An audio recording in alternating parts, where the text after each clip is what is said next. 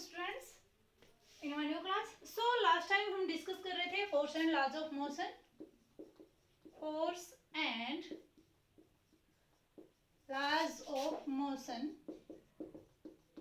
और अपने इस चैप्टर में हमने अभी तक डिस्कस कर लिया था किसके बारे में, फोर्स के बारे में, फोर्स की टाइप्स के बारे में, एंड फोर्स के इफेक्ट क्या क्या होते हैं, इनर्शिया क्या होता है, और फर्स्ट लॉ ऑफ मोशन हमने स्टडी कर लिया था, right. So today we will discuss second law of motion. Second law of motion, second law of motion क्या होता है। लेकिन second law of motion study करने से भी पहले आपको एक और इंपॉर्टेंट क्वांटिटी का पता होना चाहिए, क्या? Linear momentum. लीनियर मोमेंटम, ये लीनियर मोमेंटम क्या होता है? लीनियर मोमेंटम को पहली बात हम रिप्रेजेंट किससे करेंगे? पी से करेंगे। और पी के ऊपर ये मैंने एरो क्या लगा दिया? पी के ऊपर अगर एरो लगा दिया तो इसका मतलब पी एक कैसी क्वांटिटी है? वेक्टर क्वांटिटी है। वेक्टर क्वांटिटी के बारे में हमने डिस्कस किया था ना कि वेक्टर क्वांटिटी कौन सी होती है? जिनके पास मैग्नीट्यूड भी होता है और डायरेक्शन भी होती है। तो लीनियर मोमेंटम एक ऐसी क्वांटिटी है, लीनियर मोमेंटम एक वेक्टर क्वांटिटी है, इसको पी से रिप्रेजेंट करेंगे, ठीक है। कोई भी वेक्टर क्वांटिटी हो, अगर उसका रिप्रेजेंटेशन आपने करना है, अगर आप उसके ऊपर एरो दिखा देते हो तो इसका मतलब वो क्या है? एक वेक्टर क्वांटिटी है, ठीक है बेटे। इसका फॉर्मूला होता है P क्या होता है? Product of mass and velocity. P क्या, लीनियर मोमेंटम क्या होता है? Product of mass of and velocity. Linear momentum of an object may be defined as the product of its mass and its velocity. किसी object का, किसी body का linear momentum क्या होता है? इसके मास और वेलोसिटी का प्रोडक्ट होता है, ठीक है जी। अब इसके बेसिस पर आप इसकी यूनिट तो बहुत अच्छे से बता सकते हो, क्यों? क्योंकि आपको मास की यूनिट पता है क्या? किलोग्राम, और वेलोसिटी की यूनिट पता है क्या? मीटर पर सेकंड, ठीक है। तो ये किसकी यूनिट आ जाएगी? लीनियर मोमेंटम की यूनिट आ जाएगी, ठीक है। तो लीनियर मोमेंटम के बारे में आपको ये 3-4 बातें पता होनी चाहिए। लीनियर मोमेंटम होता क्या है? किसी बॉडी का लीनियर मोमेंटम क्या है? Product of its mass and velocity है। इसको पी से हम रिप्रेजेंट करेंगे। इसका ये कैसी टाइप की क्वांटिटी है? वेक्टर क्वांटिटी है। और इसकी जो ऐसा यूनिट होती है वो क्या होती है? किलोग्राम मीटर पर सेकेंड होती है, ठीक है बेटे। ओके, अब ये सीखना हमें इसलिए जरूरी था क्योंकि जो सेकंड लॉ ऑफ मोशन है उसको स्टडी करने के लिए आपको लीनियर मोमेंटम का पता होना चाहिए। क्योंकि सेकंड लॉ ऑफ मोशन क्या कहता है? सेकंड लॉ ऑफ मोशन ये कहता है कि किसी बॉडी के ऊपर एक्सटर्नल अप्लाइड फोर्स, किसी बॉडी के ऊपर एक्सटर्नल अप्लाइड फोर्स किसके बराबर होता है? Rate of change of its linear momentum with respect to time. Second law of motion क्या होता है? Second law of motion, according to second law of motion, force applied on a body is directly proportional to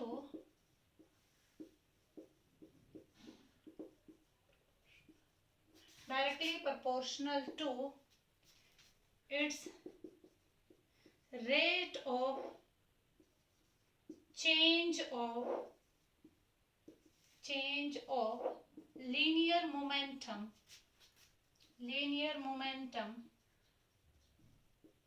with respect to time, ठीक है। अब यहाँ पे linear momentum का जिक्र आया है। अगर मैं ये पहले क्वांटिटी आपको ना बताती तो आप ये सोचते ये लीनियर मोमेंटम क्या होता, तो इसलिए पहले लीनियर मोमेंटम क्वांटिटी का बताना जरूरी था, ठीक है जी। तो लीनियर मोमेंटम क्वांटिटी को किससे रिप्रेजेंट करते हैं? पी से रिप्रेजेंट करते हैं। ये डी क्या रिप्रेजेंट कर रहा है यहाँ पे? डी का मतलब है चेंज। डी का क्या मतलब है? चेंज।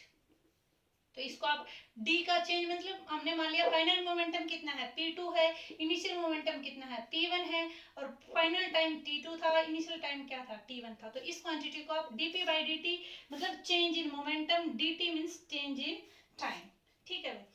इसकी एक दूसरी डेफिनेशन और बता सकते हो आप, क्या? Force applied on a body,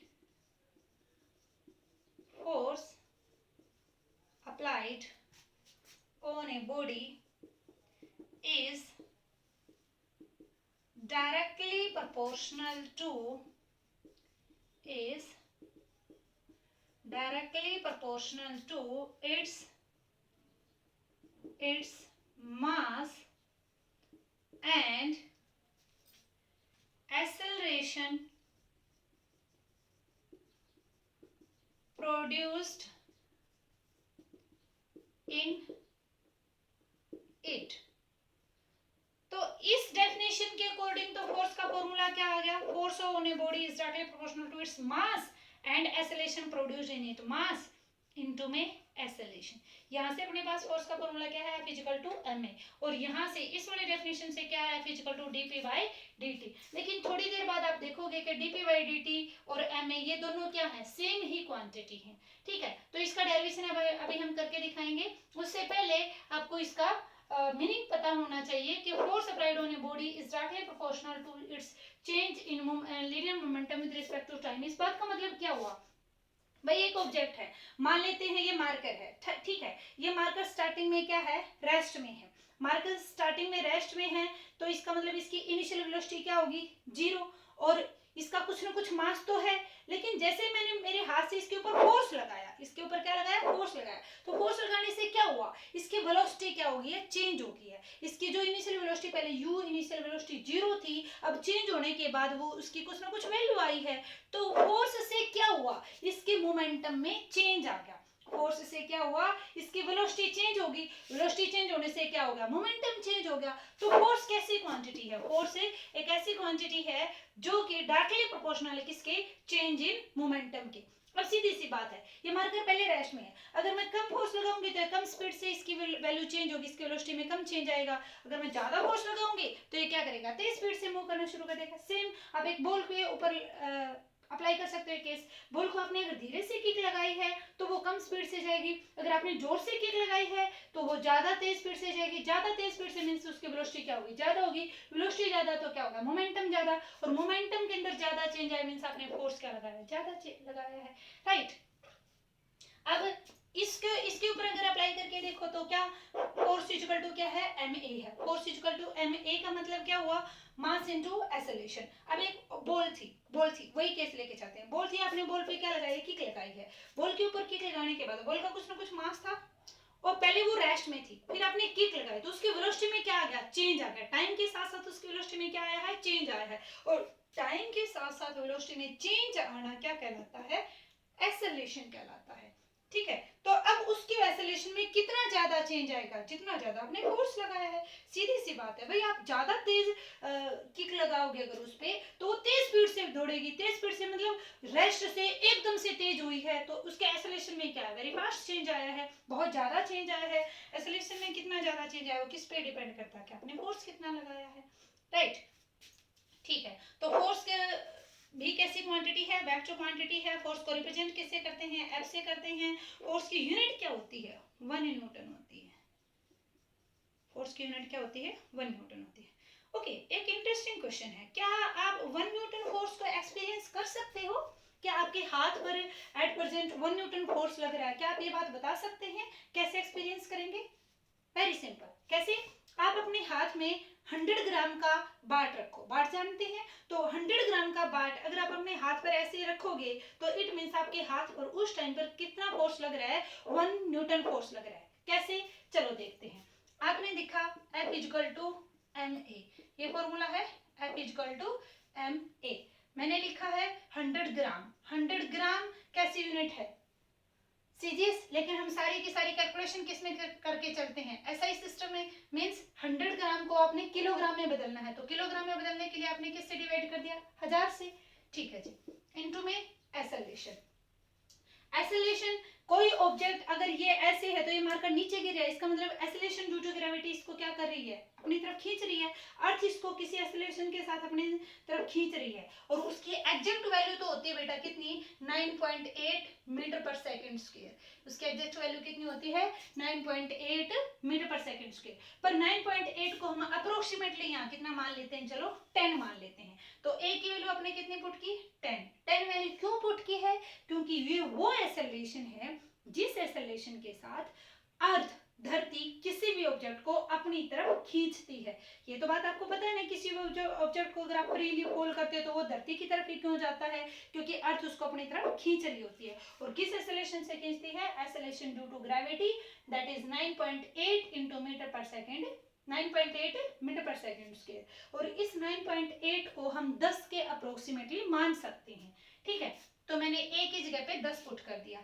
अब 2 जीरो से 2 जीरो कैंसिल, 1 जीरो से 1 जीरो कैंसिल, एफ की वैल्यू क्या आ गई 1, और एफ को मापते किस में है, न्यूटन में। किससे मापते हैं, न्यूटन में मापते हैं, तो एफ की वैल्यू 1 न्यूटन आ गई ना।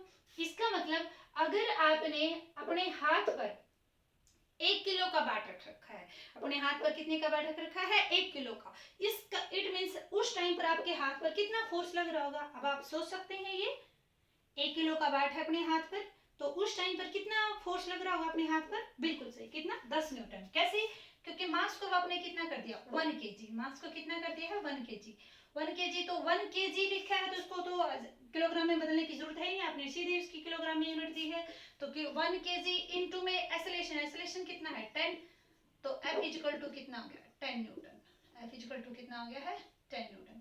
तो उस टाइम पर अपने हाथ पर कितना फोर्स लग रहा होगा, 10 न्यूटन फोर्स लग रहा होगा, राइट। तो ये था फोर्स के बारे में, ओके, ये तो नॉर्मल सा डिस्कशन था। अब हम उसके ऊपर चलते हैं कि जो हमने फोर्स की दो डेफिनेशन बनाई हैं, एक तो डेफिनेशन के according F equal to dp by dt था, और एक डेफिनेशन के according F equal to ma था। तो फोर्स का जो F equal to ma formula, ये फॉर्मूला स्टैंडर्ड फॉर्मूला हम मान के चलते हैं F इक्वल टू ma, तो इस वाले फॉर्मूले से आपको इसके ऊपर पहुंचना है। चलो देखते हैं कैसे करते हैं।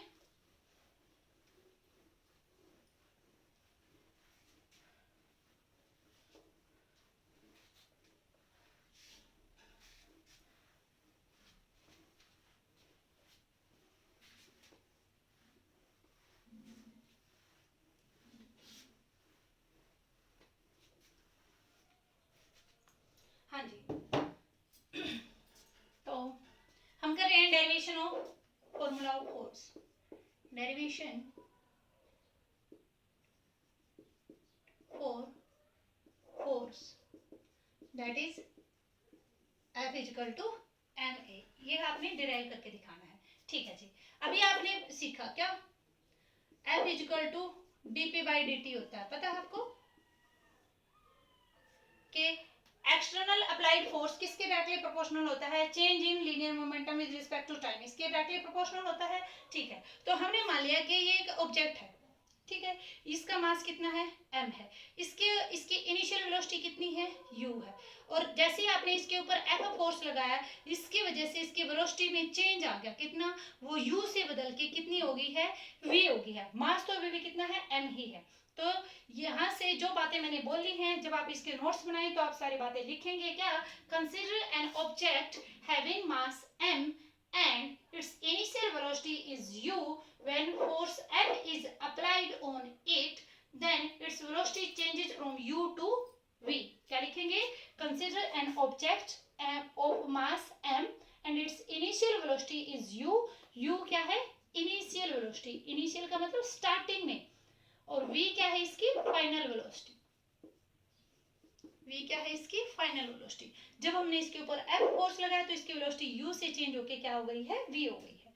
ठीक है बेटे, तो ये आपके पास ये फॉर्मूला आया है। अब इसका इनिशियल मोमेंटम क्या हो जाएगा, initial momentum,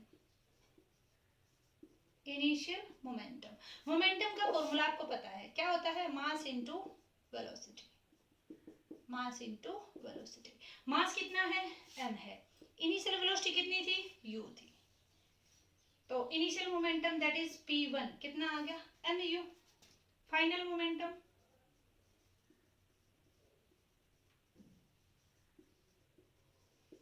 final momentum, momentum का फॉर्मूला मास इनटू वेलोसिटी, मास m वेलोसिटी v, तो p2 फाइनल मोमेंटम क्या आ गया mv। ठीक है जी, फोर्स क्या कहता है डेफिनेशन कि change in momentum that is F is equal to dp by dt, dp means p2 minus p1, final momentum minus initial momentum, momentum के अंदर क्या चेंज आया है, तो पहले p1 था फिर क्या हो गया p2 हो गया, पहले कितना था p1 था फिर क्या हो गया p2, तो चेंज कितना आया p2 minus p1, final minus initial. और हम मान लेते हैं कि इस मोमेंटम से ये मोमेंटम पहुंचने तक इसे कितना टाइम लगा, t टाइम लगा। ठीक है, t time is taken to change its velocity u to v. u से v वेलोसिटी चेंज करने में इसे कितना टाइम लगा है, t टाइम लगा मान लेते हैं। तो ये आपके पास क्या आ जाएगा, f is equal to p2 की वैल्यू पुट करोगे, p2 की वैल्यू कितनी थी mv माइनस p1 की वैल्यू क्या थी mu बाय t। अब दोनों में आप क्या देखोगे, m यहाँ भी है m यहाँ भी है, तो m को क्या ले लोगे, कॉमन ले लोगे बाहर। m को अगर आपने बाहर कॉमन ले लिया है तो ये क्या आ जाएगा, v माइनस u बाय में t is equal to f। ठीक है जी। अब याद करो जब हमने एसेलेशन सीखा था, तो आपने क्या पढ़ा था, एसेलेशन एक वेक्टर क्वांटिटी है, एक्सेलेरेशन क्या होता है, change in velocity with respect to time होता है। तो चेंज इन वेलोसिटी यानी कि v minus u by t, ये फॉर्मूला आपने सीख रखा है। तो यहाँ पे by changing the value of a की वैल्यू को आप चेंज कर दोगे, रिप्लेस कर दोगे, तो क्या आ जाएगा m इंटू ए। तो फोर्स का फॉर्मूला आपके पास क्या आ गया, F इक्वल टू ma। तो ये डेरिवेशन आप कर लेंगे इजीली। ध्यान रहे ये सारी बातें आपने लिखनी है। क्या, consider an object having mass, ये स्टार्टिंग में लिखोगे आप बिल्कुल, m and it's initial velocity is u and final velocity is v and time taken is t। ठीक है, फिर ये आप सारा का सारा ऐसे लिख देंगे।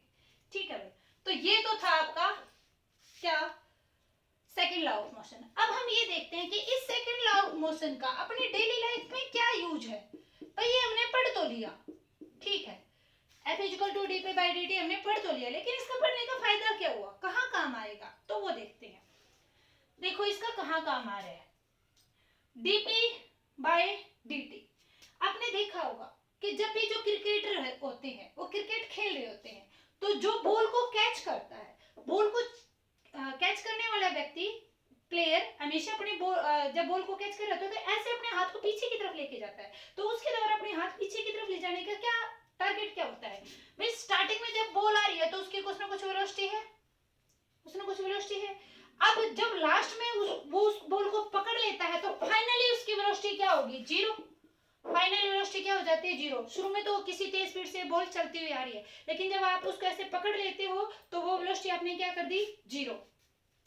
तो अगर आप उस वेलोसिटी को एकदम से ही जीरो कर देंगे, यूं की यूं वहीं पे पकड़ के, अगर आप अपने हाथ को ऐसे नीचे की तरफ नहीं लेके आओगे, वहीं पे इसको पकड़ लेते हो, तो ऑन द स्पॉट v क्या हो गया, जीरो हो गया। v जीरो हो गया तो टाइम क्या लगा, बहुत कम टाइम लगा जीरो होने में।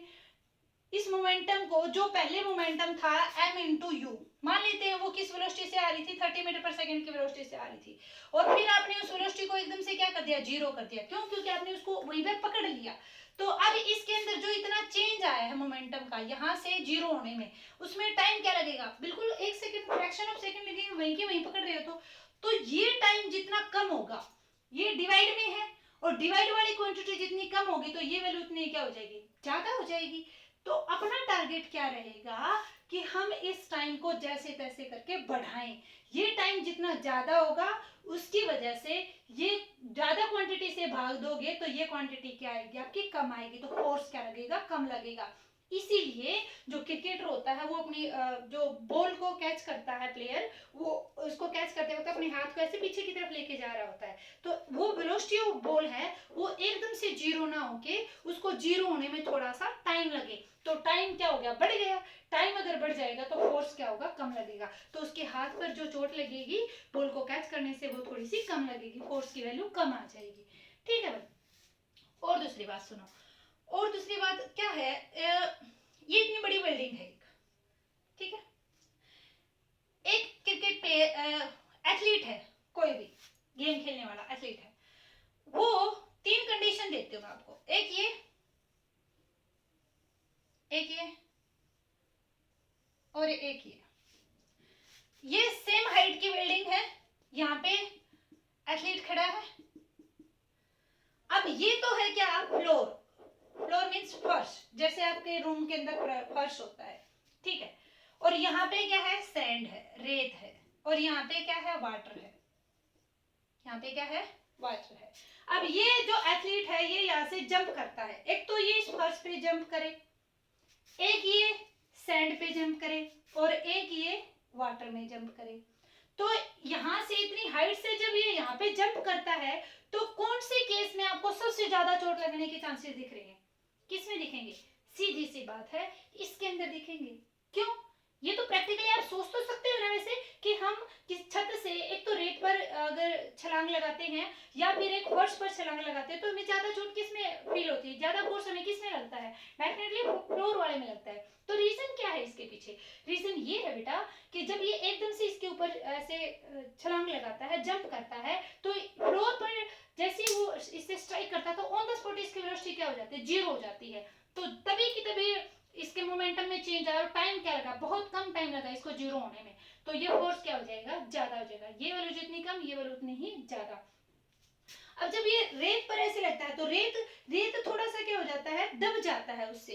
ये फ्लोर क्या हो गया? सॉलिड हो गया। और रेत के सैंड के जो पार्टिकल उनमें थोड़ी बहुत हम ये कह सकते हैं कि वो जैसे आप दबाव डालते हो तो वो ऐसे बिखर जाते हैं, थोड़ा सा स्पेस होता है उनके बीच में, ठीक है। तो ये जब ऐसे इसके ऊपर जाएगा तो इसकी वेलोसिटी को जीरो होने में इसके कंपैरिजन में थोड़ा सा टाइम लगेगा, ज्यादा टाइम लगेगा। तो टाइम की वैल्यू ज्यादा होती है, फोर्स क्या लगेगा? कम लगेगा। तो रेत पर जब वो जंप करेगा तो उसको फोर्स कम फील होगा, उसको चोट कम फील होगी।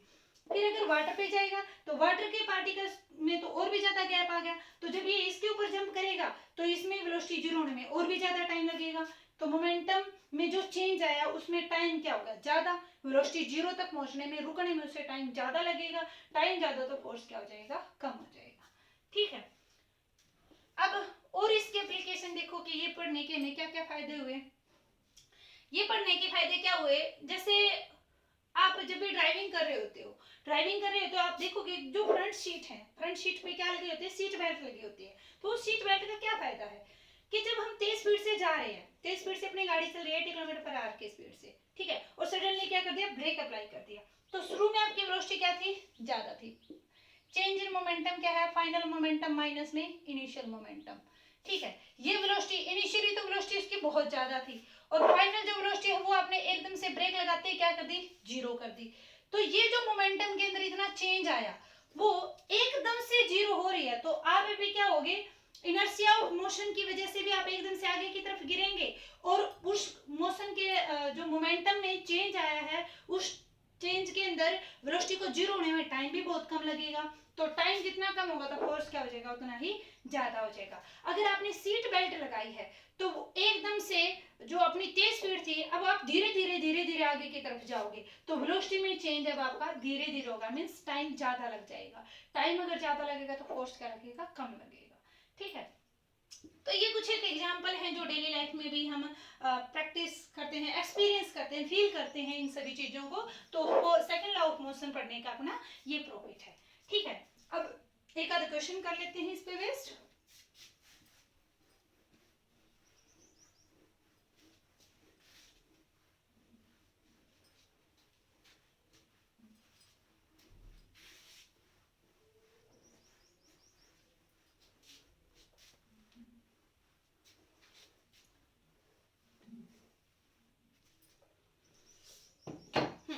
जैसे क्या दिया गया है? एक ऑब्जेक्ट है 5 kg का, मास कितना दे दिया? 5 kg दे दिया। अभी इसके ऊपर फोर्स लगाया भाई, कितना लगाया? 10 न्यूटन फोर्स लगा दिया, ठीक है।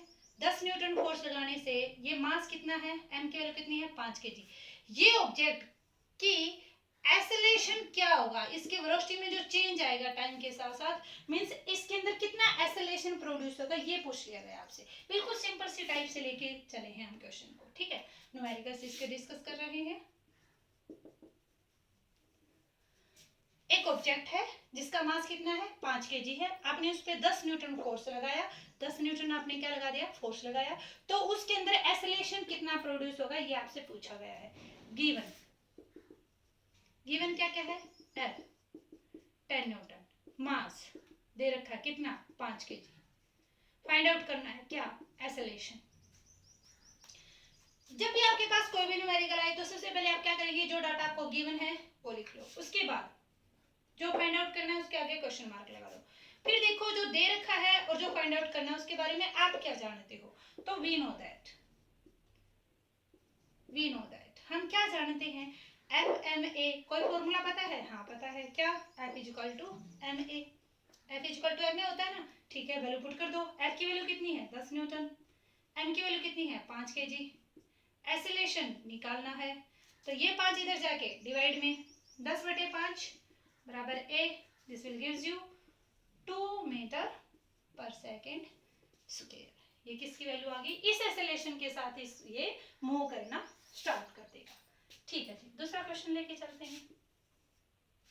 दूसरे क्वेश्चन में क्या दे दिया, जैसे ये कह दिया ये एक ऑब्जेक्ट है जिसका मास है 10 kg, मान लेते हैं कितना दे दिया 10 kg।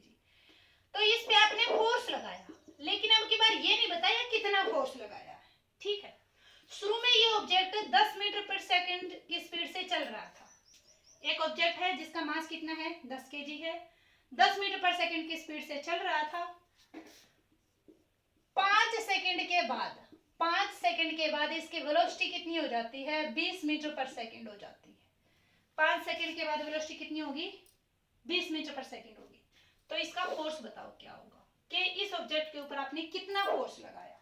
फिर से रिपीट करती हूँ, एक ऑब्जेक्ट दे रखा है, उसके ऊपर फोर्स लगाया, कितना फोर्स लगाया हमें नहीं पता, हमें निकालना है। लेकिन जिस ऑब्जेक्ट के ऊपर आपने फोर्स लगाया है, शुरू में उसकी वेलोसिटी दे दी कितनी?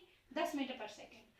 और इतना फोर्स, कुछ भी आपने जो फोर्स लगाया, उस फोर्स लगाने की वजह से 5 सेकंड बाद इसकी वेलोसिटी 10 मीटर पर सेकंड से कितनी होगी? 20 मीटर पर सेकंड होगी। तो बताओ इसके ऊपर कितना फोर्स लगाया। चलो लिखते हैं। गिवन, क्या गिवन है भाई आपको? गिवन है मास ऑफ द ऑब्जेक्ट कितना? 10 kg। इनिशियल वेलोसिटी को किससे रिप्रेजेंट करते हैं? u से, कितनी थी? 10 मीटर पर सेकंड।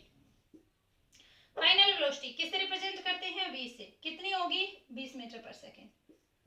टाइम कितना लगा? t टाइम कितना लगा? 5 सेकंड। ठीक है, फाइंड आउट क्या करना है? एफ। कैसे निकालते हैं? सोचो, जो दे रखा है, जो फाइंड आउट करना है, क्या जानते हैं आप उसके बारे में? हम जानते हैं, वी नो दैट, क्या जानते हो आप? We know that F is equal to ma, जानते हैं ना ये F is equal to ma। तो F is equal to ma और a इज इक्वल टू क्या होता था? v minus u by t। पता है ना आपको ये change in velocity with respect to time. Okay then value put कर दो इसकी, m into a, v minus u by t। सारी चीजें आपको दे रखी हैं। मास कितना है? 10, v कितना है? 20, u कितना है? 10, टाइम कितना है? 5। तो f की वैल्यू कितनी आ जाएगी? 10, 20 माइनस 10, 10 बाय 5, 5 2 जा 20 न्यूटन। और मैंने आपको एक बात बता रखी है कि कभी भी किसी क्वांटिटी की अगर आप यूनिट लिख रहे हो, अगर उसका पूरा नाम लिखोगे तो आप इसको छोटे अक्षरों में लिखोगे, स्मॉल लेटर में लिखोगे, न्यूटन। अगर आप इसको कैपिटल लेटर में लिख रहे हो तो केवल एक अक्षर लिखना आपने। ठीक है, this is the right pattern to write the unit of any quantity. Okay, so that's all for today. Next few numericals we will discuss in the next class. Thank you.